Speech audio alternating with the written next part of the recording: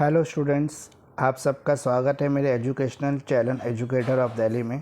मेरा नाम मुकेश किरार है। मैं आपके बीच में एग्ज़ाम होने के बाद पहला वीडियो लेके आया हूँ सेमेस्टर 4 का, BLLB सेमेस्टर 4। तो आइए शुरू करते हैं इस वीडियो को। आप सबका स्वागत है मेरे चैनल पर। जिन्होंने भी अभी तक मेरा चैनल को सब्सक्राइब नहीं किया वो प्लीज़ सब्सक्राइब कर लें और शेयर कर दें अपने सभी फ्रेंड्स तक, ताकि सभी को इसके बेनिफिट्स मिल सके। और अब की बार हम कोशिश कर रहे हैं कि शुरू से इस चीज़ों को सिस्टमेटिक तरीके से चलाएं, ताकि लास्ट में जाके आपकी प्रिपरेशन बिल्कुल पक्की हो जाए। क्योंकि BLLB 4th सेमेस्टर का जो हमारा एग्ज़ाम है वो काफ़ी जल्दी हो जाता है। वो मेरे ख्याल से मोस्ट प्रॉब्ली आपका मई या जून में हो जाना चाहिए। तो मई जून में अगर एग्ज़ाम होगा तो हमारे पास समय कम है, तो हमें अभी से पढ़ना पड़ेगा और सिस्टमेटिक तरीके से इसकी तैयारी करनी पड़ेगी। तो आज इसी से जुड़ा हुआ सेमेस्टर 4 का हम पॉलिटिकल साइंस 4 जो हमारा एक सब्जेक्ट है BLLB 4 सेमेस्टर का, उसको शुरू करने जा रहे हैं। तो इसमें यूनिट 1 को आज हम कवर कर रहे हैं। यूनिट 1 के जो इम्पोर्टेंट क्वेश्चन हैं वो 4 क्वेश्चन बनते हैं जो आपको तैयार करने हैं। Right a short notes on the independence Act 1947। Bharat का जो आज़ादी का एक्ट था 1947, उसमें क्या लिखा हुआ ये बता रहे हैं आपको। Describe the salient features of the Indian independence Act 1947। Indian independence Act जो 1947 आया था उसकी क्या खूबियाँ थी ये बतानी है आपको इसमें। Explain the role of the caste in the Indian politics. Indian politics में कास्ट का क्या रोल है ये बताइए। Write an essay on after independence the problem of communalism. Communalism की क्या प्रॉब्लम थी इंडिया के आज़ाद होने के बाद। तो ये 4 क्वेश्चन जो हैं मेरे हिसाब से यूनिट 1 के मोस्ट इम्पॉर्टेंट क्वेश्चन बनते हैं। तो इन्हीं को अगर आप सही से तैयार कर लें तो आपके अच्छे मार्क्स आने की पूरी उम्मीद है। तो आज जो हम इस वीडियो में कवर कर रहे हैं वो कवर कर रहे हैं इंडियन इंडिपेंडेंस एक्ट 1947। तो आइए शुरू करते हैं, पढ़ते हैं इसको। The Indian independence Act 1947 receive the royal essence and enter into the force on the 18 July 1947। This act put into action the Mountbatten Plan for the independence and partition of the India। इसको Mountbatten plan के नाम से भी जानते हैं। इसको 18 जुलाई 1947 को लागू किया गया था लॉर्ड माउंटबेटन के द्वारा ब्रिटिश क्राउन की रजामंदी से।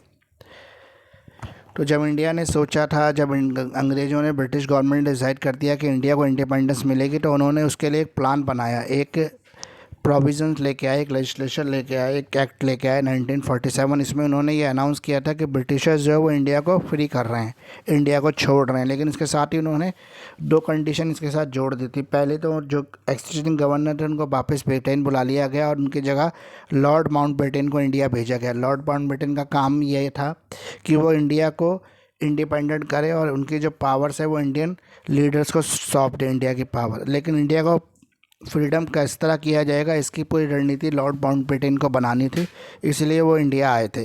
तो लॉर्ड माउंटबेटन जब इंडिया आके देखा तो उसने ये नोटिस किया कि जो इंडिया है उसमें 2 कम्युनिटी जो है, मुस्लिम लीग और पंडित जवाहरलाल नेहरू की कांग्रेस, ये दोनों आपस में लड़ रहे हैं, क्योंकि दोनों ही डिफरेंट नेशंस चाहते हैं, कंट्री चाहते हैं on the basis of the religion. धर्म के नाम पर वो 2 अलग अलग देश की मांग कर रहे हैं। तो उन्होंने काफ़ी टाइम दोनों से बात की और फिर इस निष्कर्ष पर पहुँचे कि इंडिया को जो है वो 2 डोमेन में हम आज़ाद करेंगे। यानी कि 2 कंट्री नहीं बनाएंगे, 2 डोमेन्स बनाएंगे। तो डोमेन्स जो होता है उसका मतलब ये है कि हम अलग अलग रिलीजन के नाम पर, मतलब मुस्लिमों के लिए एक मुस्लिम देश बनाएंगे और हिंदुओं के लिए एक हिंदू देश बनाएंगे। लेकिन इंडिया जो था वो पंडित जवाहरलाल नेहरू और महात्मा गांधी जी ये चाहते थे कि वो सेकुलर इंडिया रहे, उसमें ऐसी कोई बंदिश ना हो कि हिंदू या मुस्लिम। तो इसलिए ये डिसाइड हुआ कि इंडिया के अंदर जो भी रहना चाहता है, चाहे वो किसी भी रिलीजन का, चाहे वो हिंदू है, चाहे वो मुस्लिम, चाहे वो सिख है, वो रह सकता है अपनी रजामंदी से। लेकिन जो पाकिस्तान है वहाँ पे केवल मुस्लिम लोगों को ही रहना अलाउड था। लेकिन फिर बाद में ये वहाँ पे भी डिसाइड हुआ कि पाकिस्तान में भी जो हिंदू वहाँ रुकना चाहते हैं, जिनका क्षेत्र वहाँ आ जाता है, उनको वहाँ पे रुकना अलाउड है। तो इसके लिए पूरे देश के अंदर जो इंडियन प्रोविज़न था उसके अंदर, पूरे के अंदर एक वोटिंग कराई गई।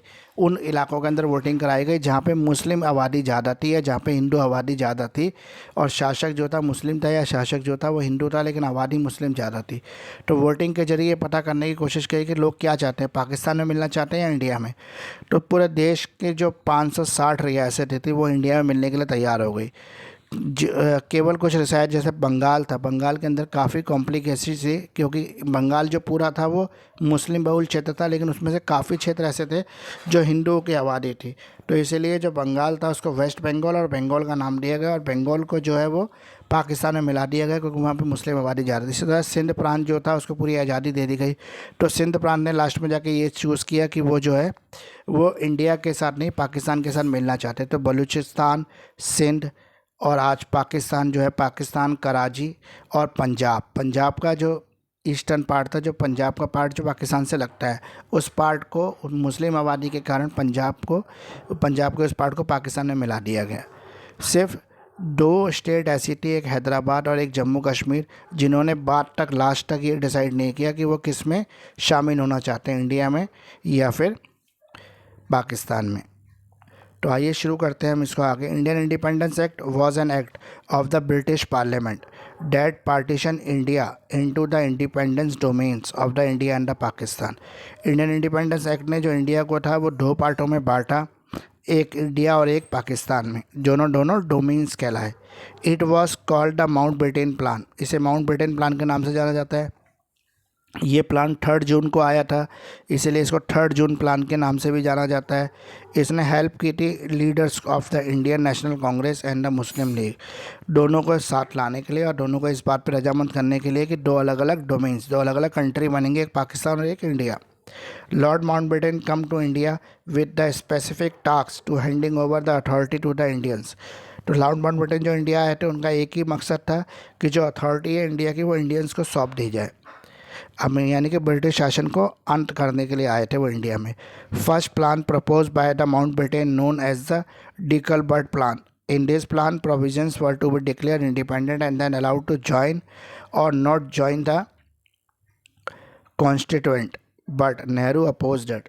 डिकलबर्ट प्लान के अंदर ये बोला गया था कि हम जितनी भी रियासतें हैं सारी रियासतों को हम आज़ाद घोषित कर देते हैं, फिर उन रियासतों की अपनी मर्जी होगी, वो पाकिस्तान में मिलना चाहे चाहे इंडिया में मिलना चाहे। लेकिन नेहरू ने इस प्लान को मानने से मना कर दिया, माउंटबेटन का जो पहला प्लान था डिकलबर्ट प्लान, क्योंकि इससे काफ़ी ज़्यादा अराजकता फैल जाती है और कुछ राष्ट्र जो थे वो अननेसेसरी एक दूसरे से भिड़ जाते हैं और ना इंडिया का भला होता ना पाकिस्तान का। इसलिए नेहरू ने इस प्लान को मानने से मना कर दिया। As per this plan India would be partition into India and the Pakistan. लेकिन जो दूसरा प्लान 3 जून का प्लान था उसके अकॉर्डिंग इंडिया और पाकिस्तान 2 अलग अलग कंट्रियाँ बन गई। The Punjab and Bengal voted for the partition according to which the provinces were to divided between 2 domain along the religious line. तो पंजाब और बंगाल कुछ ऐसा क्षेत्र था जहाँ पे हिंदू और मुस्लिम दोनों की आबादी थी, तो इसलिए जो मुस्लिम बहुल क्षेत्र था उसको पाकिस्तान में मिला दिया गया, जो हिंदू बहुल क्षेत्र था उसको इंडिया में मिला दिया गया। इस तरह बंगाल को भी 2 भागों में डिवाइड कर दिया, एक वेस्ट बंगाल और एक बंगाल। तो बंगाल पाकिस्तान में चला गया और वेस्ट बंगाल इंडिया के साथ आ गया। Direct decided the grant independence to the India and the Pakistan with effect from the 15 अगस्त 1947। 15 अगस्त 1947 को इंडिया को इंडिपेंडेंट और पाकिस्तान को इंडिपेंडेंट घोषित करने के लिए डेट डिसाइड हो गई। Assembly of the Sindh was given the choice to join the Indian constitution assembly और नॉट। सिंध को ये चॉइस दी गई कि वो इंडिया के साथ जाए या ना जाए, तो उसने बाद में ये चूज़ किया कि वो पाकिस्तान के साथ चला गया। The new boundaries of the domains would be demarcated by the boundary commission.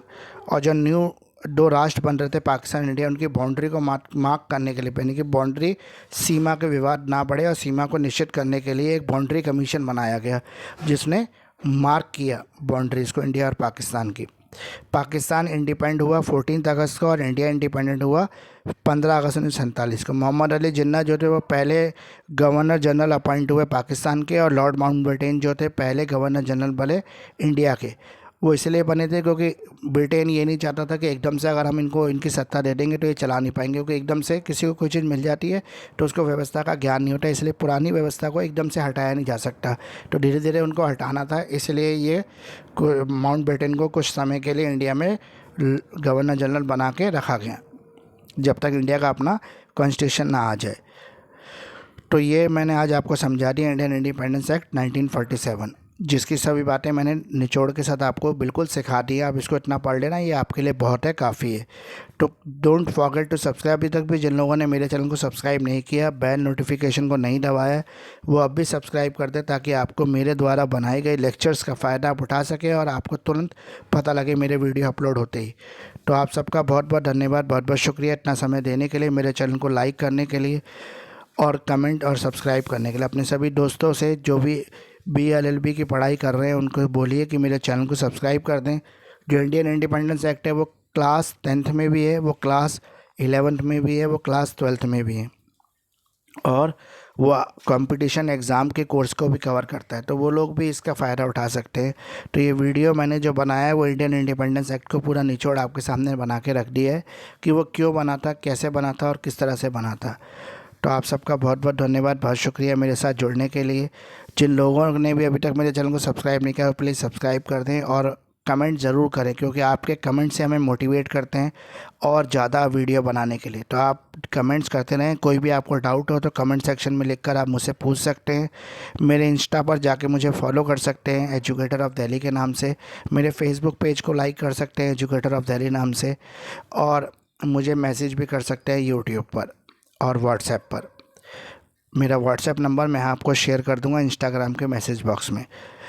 तो प्लीज़ मेरे चैनल को सब्सक्राइब करें, खुद भी करें, दोस्तों से कराएं और मेरे वीडियो को अपने सभी व्हाट्सएप ग्रुप में शेयर कर दें। Thank you very much.